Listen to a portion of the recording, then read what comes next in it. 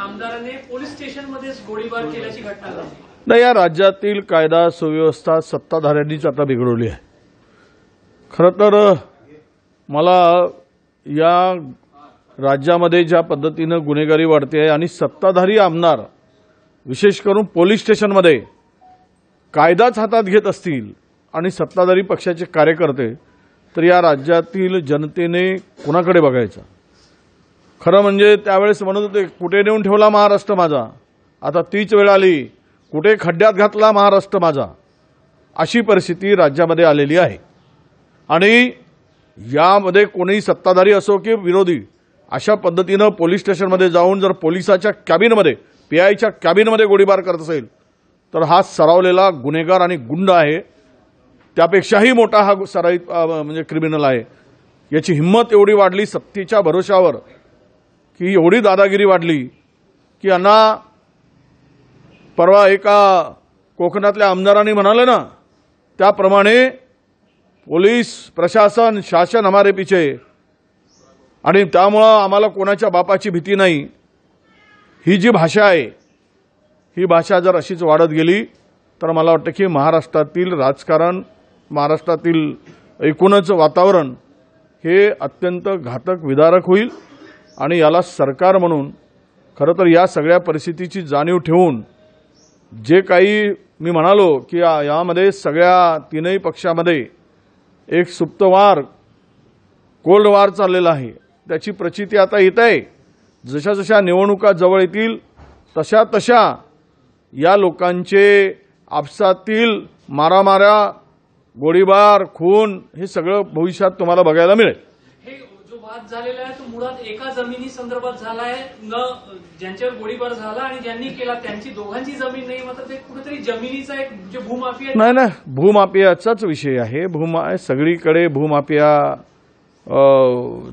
असेल किंवा आता म्हणजे क्राईम वार ज्याला म्हणतो ती सगळं काय आता सुरू झालेलं आहे। पैसा हा सर्वोच्च ठरला या सरकारमध्ये। धन पैसा कमवणं, आडमार्गाने, चुकीच्या मार्गाने, गैरप्रकारातून, भ्रष्टाचारातून जमिनी हडपणं, अनेक उदाहरणं देता येईल। आता हे तर तेही मुख्यमंत्र्यांच्या जिल्ह्यात हे होणं आणि मुख्यमंत्र्यांचे कार्यकर्ते एका बाजूला आणि आमदार एका बाजूला, तर आपण अंदाज घ्या पुढच्या निवडणुकामध्ये काय होईल याचा अंदाज महाराष्ट्रातील जनतेने घ्यावा।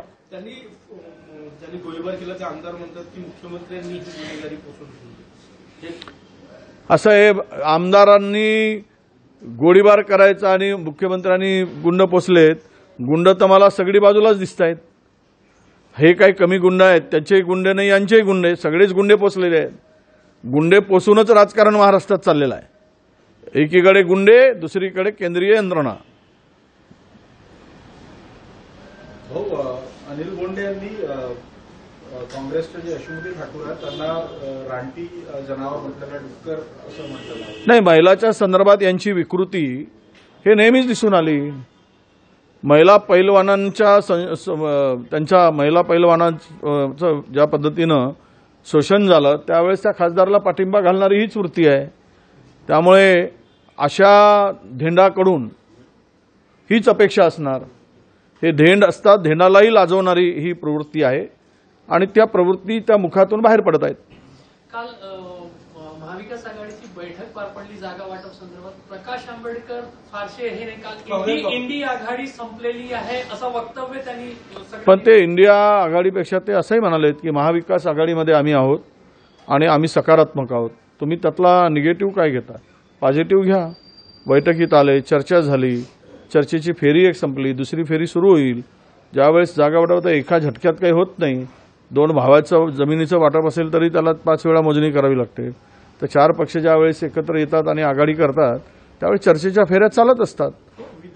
विदर्भातल्या जागा वाटपाचा फॉर्म्युला 6 काँग्रेस, 2 उबाठा आणि 1 वंचित राष्ट्रवादी असं काही ठरलं आहे असं दिसतं? नाही, ही चर्चा आहे, हा फायनल नाही, हे शेवट हे काही अंतिम झालेलं नाही। चर्चेमध्ये ह्या गोष्टी पुढे आलेल्या आहेत। मी नगरला जाणार होतो, तुम्ही विचारला म्हणून मुद्दाम सांगतोय, परंतु मला मी भुजबळ साहेबांच्या जे काही आंदोलन त्यांनी सुरू केलं किंवा त्यांनी जी सभा आज त्यांची ओबीसीची सभा आहे, विशेष म्हणजे भुजबळ साहेबही त्या ठिकाणी जात आहेत. मी पण जाणार होतो, परंतु मला मतदारसंघातले पूर्वनियोजित कार्यक्रम होते आणि काल मला थोडा रात्रीचा प्रवास स्पॉन्डिलायसिस असल्यामुळे करता आला नाही. त्यामुळे मी आजच्या सभेला जाऊ शकलो नाही, पण पुढच्या सभेला मी नक्की जाणार आहे. ओबीसीच्या लढ्यामध्ये मी पूर्णतः सोबत आहे. कोणीही लढाई लढवत त्या लढाईसोबत मी राहणार आहे आणि माझाही दौरा पूर्वनियोजित मी करणार आहे. ज्या ओबीसींचे शक्तीस्थळ आहेत त्या ठिकाणी मी जाऊन तिथून माझ्या यात्रेची मी पण सुरुवात, आम्ही सगळे एकत्र आहोत ओबीसीच्या विषयासाठी, ओबीसीच्या लढ्यासाठी. ओबीसी ज्या पद्धतीनं जे परिपत्रक काढलंय ते परिपत्रक अत्यंत चुकीचं आहे. मराठा समाजालाही डुबवणार आहे आणि ओबीसीचाही उद्रेक पुढे आणणार आहे. भविष्यात कोण कुठे जाऊत आम्हाला त्याच्याशी काही देणं घेणं नाही, पण आमच्या नेत्यांची, राहुलजींची भूमिका स्पष्ट आहे की कोणत्याही परिस्थितीमध्ये या जातनिहाय जनगणना झाली पाहिजे आणि त्यातून हे जे काही ते म्हणतात की नेहमी हे स्क्रीनिंग ज्या वेळेस होईल त्यावेळेस त्यांचा हिस्सा त्यांना मिळाला पाहिजे. म्हणून आज ज्या पद्धतीनं मुख्यमंत्र्यांनी कॅबिनेटचा निर्णय न होता किंवा कॅबिनेटपुढे विषय न नेता हे जे काही परिपत्रक काढलं ते तकलादू आहेच मुळात, त्याच्यातून काही फायदा होणार नाही. परंतु अशा याच्यामुळे ओबीसी समाजाचं मात्र नुकसान होताना दिसते आणि त्यामध्ये ओबीसी जर लढ्यासाठी सिद्ध झाला असेल तर नैतिक जबाबदारी माझी ती आहे आणि ती मी पूर्ण पार पाडल्याशिवाय राहणार नाही.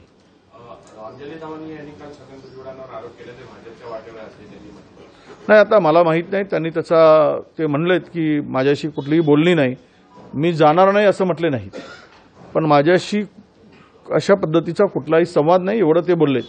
त्यावरून एवढा विश्वास आहे की त्यांना ज्यांनी छळलं आणि 2.5 वर्षाचा प्रवास आठवणीत आणि स्मरणात ठेवतील ते, आणि ओबीसीचा ते कुठेही गेलेत किंवा आम्ही कुठेही गेलो पण ओबीसी मात्र संघर्षासाठी उभा राहील असं मी मानतो.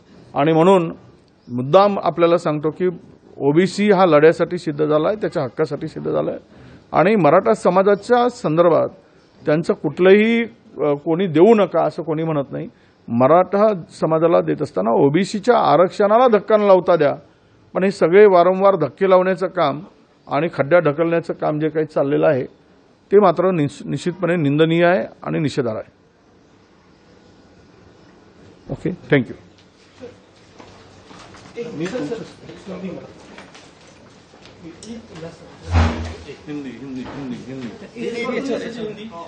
नहीं, उल्लासनगर के सेपरेट एएनआई को मेरे को सेपरेट देना ना मराठी. उल्लासनगर के एमएलए ने जो ठाणे जिले में खुद मुख्यमंत्री के डिस्ट्रिक्ट में आपस में जो टकराव हुआ और गोलीबारी चली, अब तो ये कानून सुव्यवस्था इस राज्य की खत्म हो चुकी है. कोई किसी के ऊपर धाक नहीं है. सरकार के भरोसे, पुलिस के भरोसे, सत्ता के भरोसे ये अभी कुछ भी करने को तैयार है. ठाणे जिले में भूमाफिया का संचार तो है ही, पर सत्ताधारी आपस में जब भिड़ते हैं तो जनता किसके तरफ देखेगी ये सवाल आता है. और मुझे लगता है कि ये तो शुरुआत है. जैसे जैसे इलेक्शन नजदीक आएंगे वैसे ही राज्य की लूटमार ज्यादा से ज्यादा और बढ़ेगी और आपस में टकराव होगा. हो सकता है किसी की जान भी जा सकती है. इसका मतलब सीधा है कि इस राज्य की कानून और व्यवस्था को पूरा खड्डे में डाला गया है. किसी का धाक नहीं रहा. इसके ऊपर त्वरित कार्रवाई हो जाए और मुख्यमंत्री को भी इसके तरफ, अगर वो उसके खुद के डिस्ट्रिक्ट में ऐसी घटना घटती है तो मुख्यमंत्री का भी कितना कंट्रोल राज्य के ऊपर है ये भी सवाल खड़ा होता है. लोकशाही मराठी ऐका, पहा, जागरूक रहा.